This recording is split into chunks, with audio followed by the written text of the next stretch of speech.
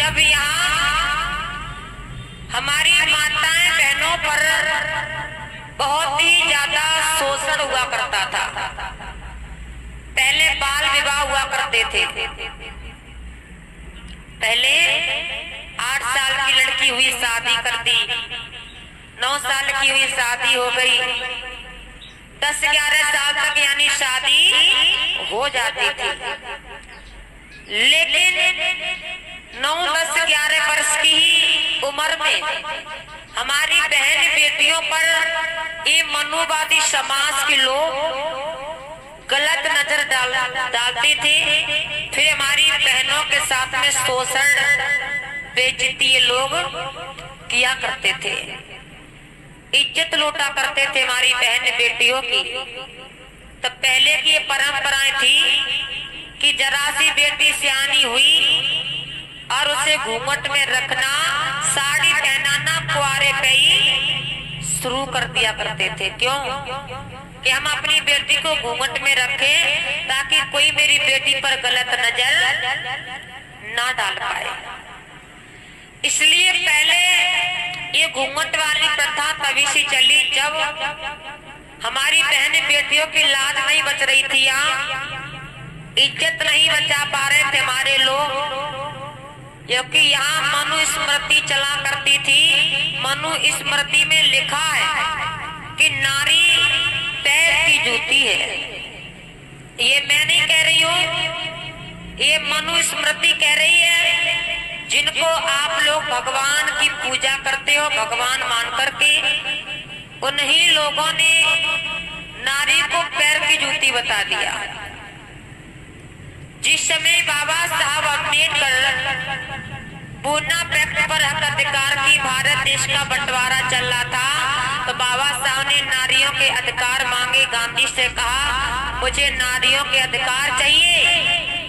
तो गांधी ने कहा नारी को तो मैं कभी अधिकार नहीं दूंगा, नारी तो पैर की जूती है। पैर की जूती का मतलब होता है कि जब तक तुम्हारे पति जिंदा रहे, जब तक तुम्हें यहाँ रखा जाए, अगर तुम्हारे पति जवानी में खत्म हो रहे हैं तो पत्नी को जितना ही पति के साथ में चिता पे रख करके जला दिया जाता था।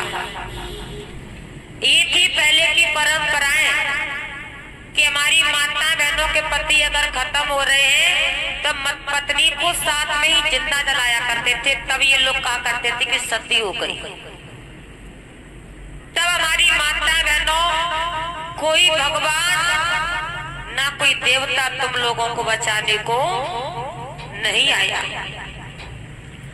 तब तुम लोगों ने किसी भगवान का नाम नहीं ले पाया। उस समय हमारी माताएं बहनों को कहा अगर जलाते नहीं थे तो सर घोंट करके बिना पति की पत्नी को जंगल में छोड़ दिया करते थे, फिर उनको जानवर खाया करते थे। तब बाबा साहब अम्बेडकर ने कहा गांधी जरा शर्म करिए, अरे नारी की कोख से ही बड़े बड़े वीर और बलवान जन्म लेते हैं तो नारियां जन्म देती हैं, तुम नारी को पैर की जूती बता रहे हो।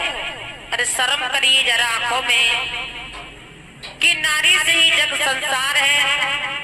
बड़े बड़े वीर बलवान, बड़े बड़े विद्वानों को जन्म देने वाली नारियां हुआ करती है और तुम नारी को पैर की जूती बता रहे हो। तो मेरी माताएं बहनों, बाबा साहब ने इस नारी को पैर की जूती ना बनाकर बाबा साहब ने नारी को सर का ताज बना करके तैयार कर दिया। बाबा साहब अम्बेडकर ने किसी दिन इस नारी को कोई भी सर उठा करके चलने का अधिकार नहीं था, लेकिन बाबा साहब अम्बेडकर इस नारी को कहां तक बिठा गए माताओं बहनों, कहां तक बिठा गए? नारी को बाबा साहब अम्बेडकर संसद भवन तक बिठा के चले गए।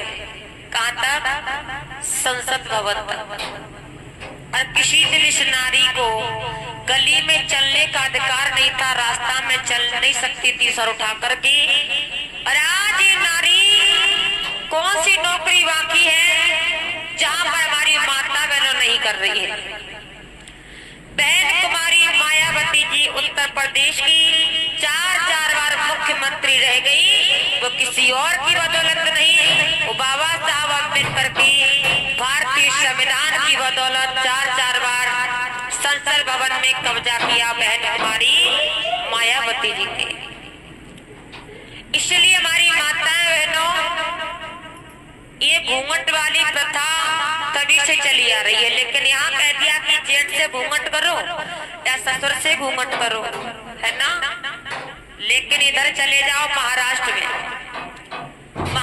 में चले जाओ, महाराष्ट्र में कोई किसी का घूंघट नहीं करता है, सब ऐसी रहती है, अपना पल्ला कंधे पे डाल के रहती है, चाहे कोई कितना भी बड़ा मूड का आ जाए, लेकिन उन्हें कोई मतलब नहीं है घूंघट करने से।